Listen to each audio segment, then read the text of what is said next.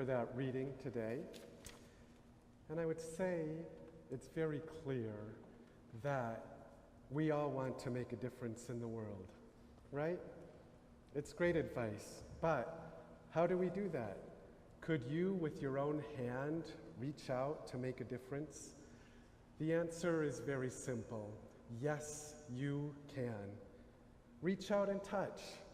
The touch of your hand can truly make a difference. I was going to say that it's a very interesting season of the year that we are in right now. And I was going to say it's right in between spring and summer, but all of a sudden it's summer. So thank you all very much for coming here today, despite the warm weather that we have. But I would name this season of the year, which is a very interesting and exciting season, I would give it a name and I would call it graduation season. And has anyone attended a graduation this year? Okay, so a few people have, of course. And we do have some recent graduates from our church family. I know Abby Gibson graduated because I saw the pictures on Facebook at Fordham University. And then, of course, we have our Sacred Heart University choral scholars, Jenna DeMayo and Michaela LaChance, and Melanie Blevins from the University of Bridgeport, and we probably have some others. Are there any others that graduated? Sarah Collins? Oh, Collin, yes, from Providence University. And do we have any others? So we have a smattering of a few graduates. And I actually, too, over the last few weeks have attended and participated in a number of graduations and graduation events. And of course, at the ceremonies, there's always an energetic atmosphere and screaming, a lot of screaming and excited graduates and families cheering with their friends. And of course, above all, what's highlighted is the reason no one is there. And that's the graduation address with its usual round of advice. I liked this story. A college president actually meets a graduate back on campus for his 25th reunion. I just wanted to take a second, the graduate said, to thank you for that inspirational advice that you gave me 25 years ago at commencement. Well, why, thank you, the college president said, who, of course, could not even remember the graduate or anything at all of what he said. And he said, yes, those wonderful words, I said. I know I said a lot of things. Which one inspired you so much?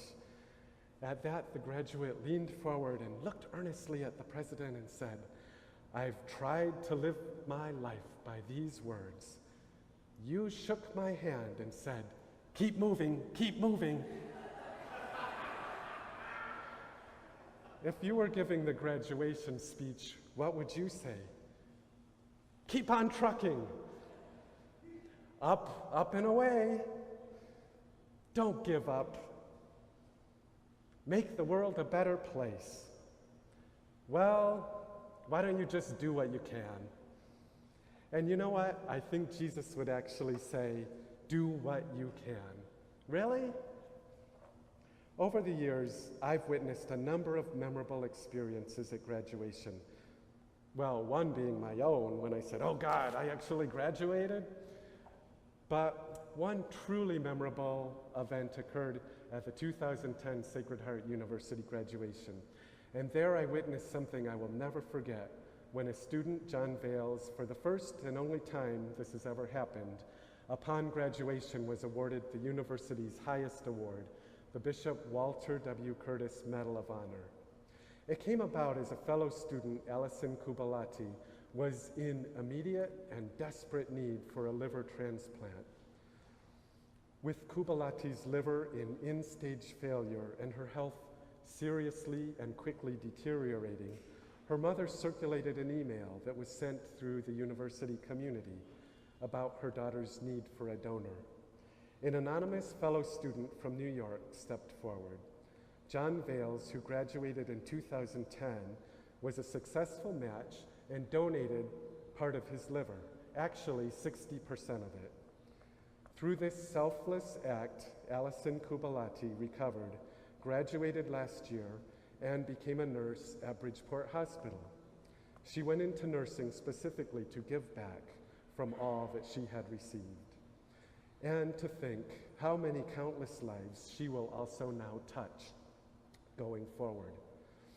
All made possible by an amazing and selfless act from a fellow student. Wow. But by comparison, in light of a story like that, it's so easy to feel overwhelmed.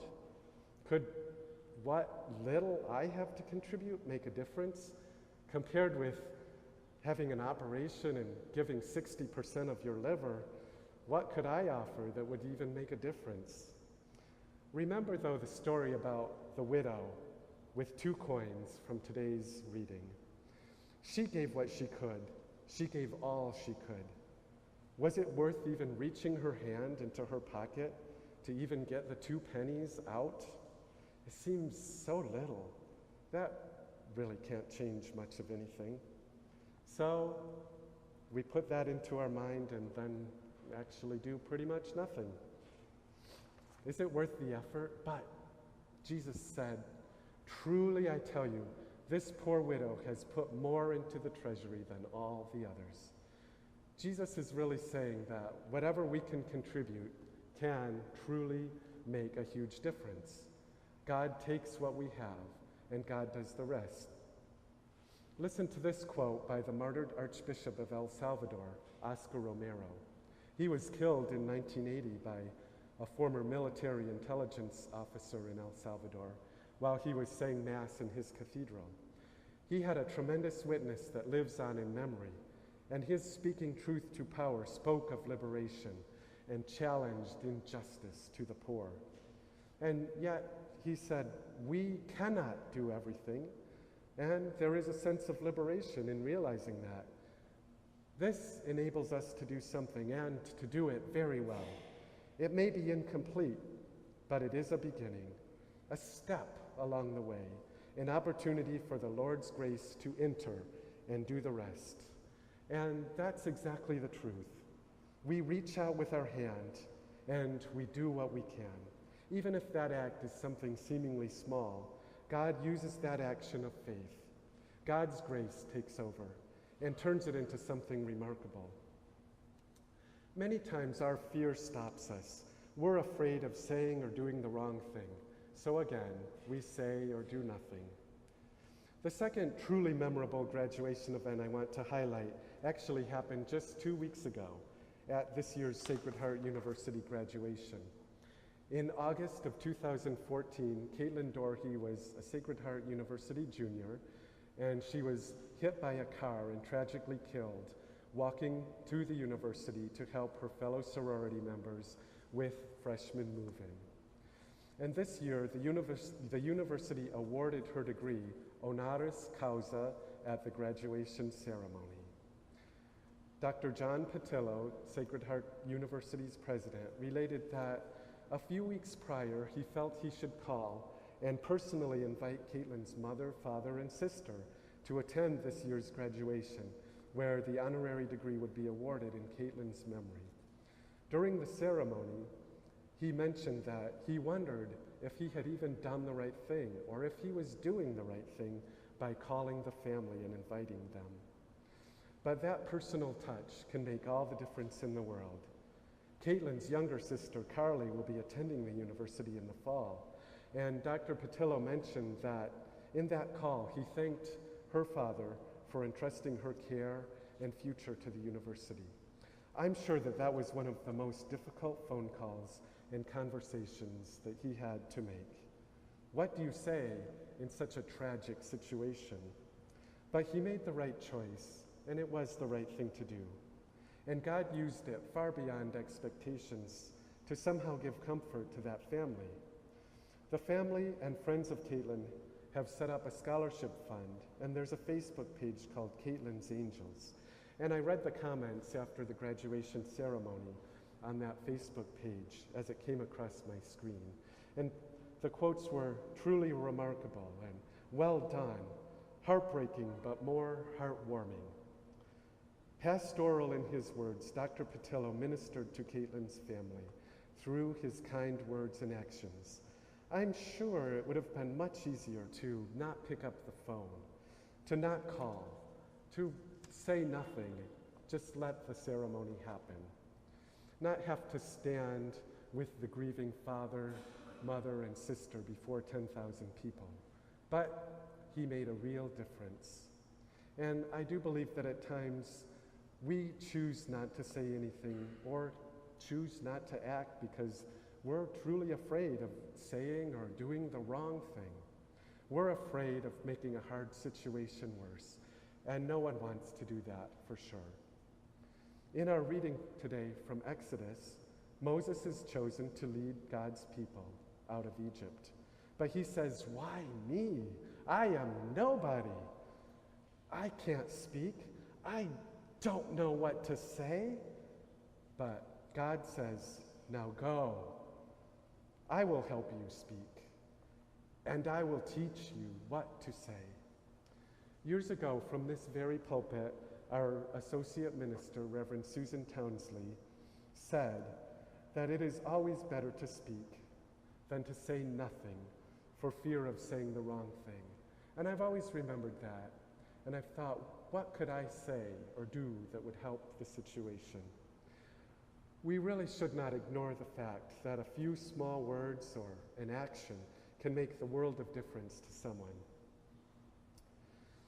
The third memorable graduation event, and it was truly a graduation of sorts, if not an actual graduation, happened last Sunday.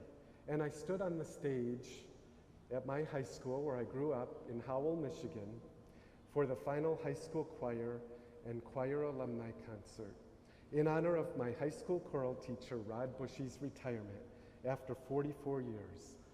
A moving on, a graduation, if you will.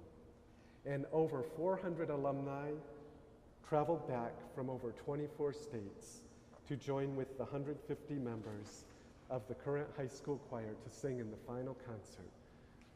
Imagine 550 singers on the stage spanning 44 years. Rod Bushy had such an impact on his students over those 44 years that his students requested that the school district rename the high school auditorium, which they did in his honor. Last Saturday, in the few minutes before the rehearsal started, I walked up on stage, which took about half an hour to get everyone on stage, and I saw as he looked around and he said, "Is John here? Where's John?" And he came over and specifically greeted me with a hug. And, well, of course, that would be natural since surely I was his best and, well, most favorite student after those 44 years, of course. Well, just kidding. But what I saw is he was like that with all of his students. And during this past week, I've literally seen hundreds of pictures on Facebook of he and selfies with graduates and alumni and current students, all celebrating the wonderful and magnificent role that he had with all those students throughout his 44 years. When I was there walking around the high school and talking to some of the alumni that I knew and overhearing conversations from current and past students, I heard many, many comments along the lines that the choir room was the one place in high school that this or that student truly felt joy and happiness. And for many, it was the only safe space that they had in high school. Imagine that. It was truly remarkable. We don't even know how this man's actions truly transformed so many lives. In many ways, he provided something small that we can truly all do, and that is to give a warm welcome, a word of encouragement, genuine care and concern, a word of hope. He literally lifted his hand to reach out and touch someone, and he did it day in and day out for 44 years. And we can do the same in our daily lives. I came across the following story. A Thanksgiving Day editorial in a newspaper told of a school teacher working in an inner city school, who asked her first graders to draw a picture of something they were thankful for. She thought of how little these children from their poor neighborhoods actually had to truly be thankful for. And she knew that most of them would draw a picture of a turkey or a table of food, but the teacher was taken aback with the picture that Douglas handed in. It was a simple, childishly drawn hand. But whose hand? The class wanted to know. Some of them guessed, "It's a farmer's hand," said one, "because the farmer grows the turkeys." "I think that's God's hand that brings us food," said one child. Finally, the others were back at work with their lessons. The teacher bent over Douglas' desk, and she even wondered. And she said to Douglas, whose hand is that?" And Douglas mumbled very quietly, "It's your hand, teacher." She recalled that frequently at recess she had taken Douglas, a kind of scrubby, deserted child, by the hand. She often did that with the children, but it meant so much to Douglas. Out of all the things he could have been thankful for, he was most thankful for his teacher's hand. Minister Everett Hale, more than a century ago, said, "I am only one, but still I am one. I cannot do everything, but still I can do something. And because I cannot do everything, I will not refuse to do the something that I can do." At times we think we're not doing much. We feel that we don't have much to offer. We don't know what to say. We don't know what to do. Do we sometimes feel like the widow with 2 coins? I don't have much to give anyway, so why bother? But we are called by God to minister to the world, to make a difference, and to do good in the world. God still calls us to lift our hand, to reach out. And sometimes just reaching out and taking someone by the hand can make a world of difference. Think again about that story of Moses, the ancient story from the Hebrew Scriptures. God put on Moses' heart the need to make a difference. And Moses said to God, "I don't know what to say. I don't know what to do. I'm nothing." But God said, "Open your heart. Trust me." A simple action, acceptance of God's request. Moses followed what he knew in his heart had to be done. Moses opened his hands. Though he was afraid, he spoke. He accepted what God gave him, the role God wanted Moses to fulfill. And through Moses' leading, which started with just a small step, God's people were led to freedom. Ken Miedema is a blind pianist and composer who has written many sacred works. And one Sunday, after hearing a sermon on the story of Moses, he instantly improvised and sang a dramatic musical retelling. Later, writing it down, Moses struggles through his fear and eventual acceptance of God's calling. When God calls, are you willing to listen? Are you ready to open your hands? We're going to hear a dramatic and musical retelling of the story, and we will be featuring our alto soloist, Anna Devo Gelbert, as the soloist in Ken Miedema's Moses.